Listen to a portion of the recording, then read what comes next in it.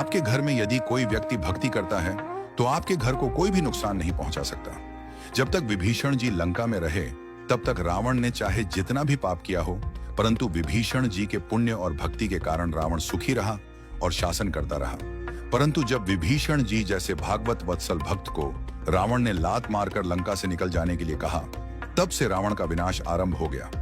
अंत में रावण की सोने की लंका का दहन हो गया और रावण के पीछे रोने वाला भी कोई नहीं बचा। ठीक इसी प्रकार हस्तिनापुर में जब तक विदुर जी जैसे भक्त रहते थे तब तक कौरवों को सुख ही सुख मिला।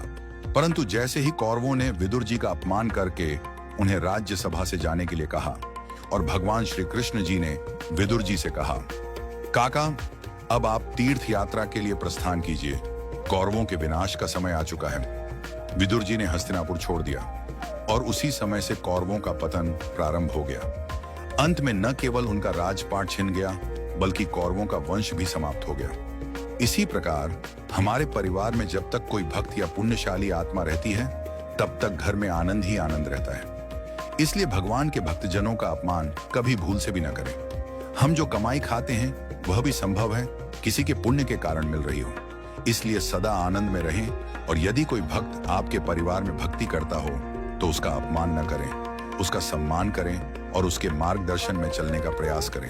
अपनी धन दौलत, पद प्रतिष्ठा और शक्ति पर कभी अहंकार न करें, क्योंकि उसी व्यक्ति की बदौलत आपका संसार रूपी रथ चल रहा है। वही व्यक्ति आपका असली धन है, असली पूंजी है, जो आपको भक्ति के मार्ग पर ले जाएगा। यदि वह व्यक्ति एक बार आपके जीवन से चला गया तो समझ लीजिए कि आपका सबसे बड़ा आध्यात्मिक धन चला गया और यह मान लीजिए कि भगवान आपसे दूर चले गए।